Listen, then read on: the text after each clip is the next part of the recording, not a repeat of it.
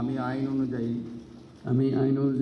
বৃহস্পতিবার নবগঠিত অন্তর্বর্তীকালীন সরকারের ১৭ সদস্যের মধ্যে প্রধান উপদেষ্টা ডক্টর মোহাম্মদ ইউনূস ছাড়াও স্থান পেয়েছেন চট্টগ্রামের আরও ৪ জন।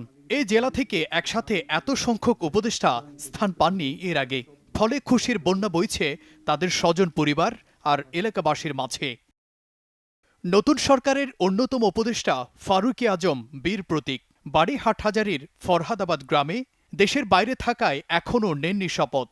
৭১-এ অপারেশন জ্যাকপটের অন্যতম নায়ক এই বীর যোদ্ধার এমন সম্মানে উচ্ছ্বসিত স্বজন প্রতিবেশীরা।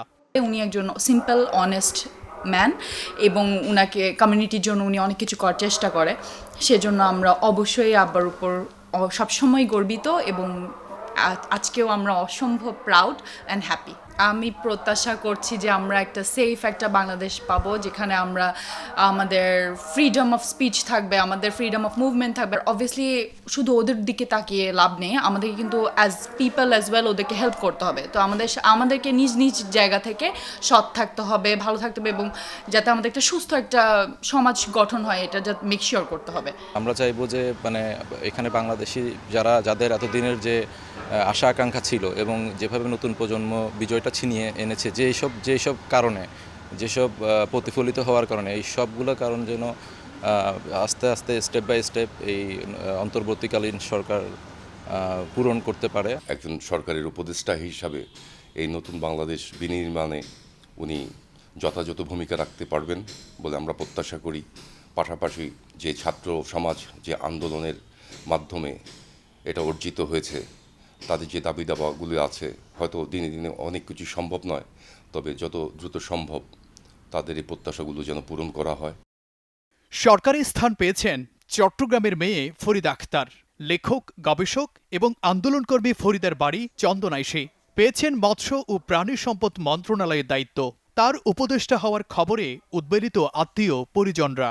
ফরিদা আক্তার অনেক ভালো দেশ ওনাদেরকে চায়, ওনাদের মতো মহিলাদের প্রয়োজন দেশের জন্য। উনি পারিবারিক ক্ষেত্রে, সামাজিক ক্ষেত্রে, সর্বক্ষেত্রে ওনার অবদান অপরিসীম এবং ভবিষ্যতেও এরকম হবে বলে আমি আশা রাখি। আমরা অনেক আনন্দিত হচ্ছি। আমার মনে হয় ঈদে আমরা যে আনন্দ করি তার চাইতে বেশি আনন্দ আমরা ওনার জন্য করছি, কারণ দেশের জন্য ওনাদের মতো মহিলাদের প্রয়োজন। উন্নয়ন বিকল্প নীতি নির্ধারণ একজন নির্বাহী পরিচালক। আমার তালাতো বোন, আমার ছোট বোনের নন্নস, উনি খুবই অ্যাক্টিভ, বিভিন্ন কাজকর্মে খুবই উদ্যোগী। এই দেশ ওনার কাছে অনেক কিছু চাই, উনি একটি নতুন বাংলাদেশ উপহার দেবেন আমরা আশা করি। উনি মানুষ হিসেবে অসম্ভব ভালো। উনি কাজও করেছেন, কৃষি নিয়ে কাজ করেছেন, তাঁত শিল্প নিয়ে কাজ করেছেন এবং অভিনীকের নির্বাহী ছিল। ওনার দ্বারা আমার মনে হয় এই দেশটা সুন্দরভাবে পরিচালিত হবে এবং সৎভাবে এই দেশকে ওনারা পরিচালিত করবে। এবং বাংলাদেশের সাধারণ মানুষ যেভাবে আনন্দিত, আমরা তার চেয়ে বেশি আনন্দিত ওনাকে উপদেষ্টা হিসেবে পেয়ে। শুধু তাই নয়, আমাদের চট্টগ্রাম থেকে অনেকেই উপদেষ্টা হয়েছেন। আমরা ওনাদের দিকে চেয়ে আছি একটি সুন্দর বাংলাদেশ নির্মাণ করার জন্য। উপদেষ্টা আমরা পেয়েছি এই চট্টগ্রাম থেকে। ওনার প্রতি আমাদের অনেক বেশি আত্মবিশ্বাস।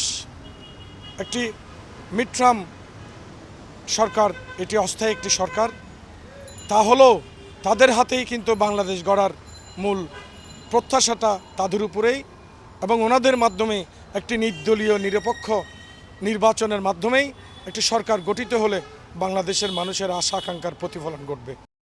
শুধু তারাই নন, উপদেষ্টা হিসেবে রয়েছেন চট্টগ্রামের হাটহাজারীর মেয়ে, গ্রামীণ ব্যাংকের সাবেক এমডি নূরজাহান বেগম। তিনি পেয়েছেন স্বাস্থ্য ও পরিবার কল্যাণ মন্ত্রণালয় এবং সাতকানিয়ার সন্তান ইসলামী চিন্তাবিদ ডক্টর আফমা খালিদ হোসেন পেয়েছেন ধর্ম মন্ত্রণালয়ের দায়িত্ব। তাদের কাছে চট্টগ্রামবাসীর প্রত্যাশা নিজেদের মেধা ও প্রজ্ঞায় এগিয়ে নেবেন দেশকে। জুবাইর মঞ্জুর, চ্যানেল 24, চট্টগ্রাম।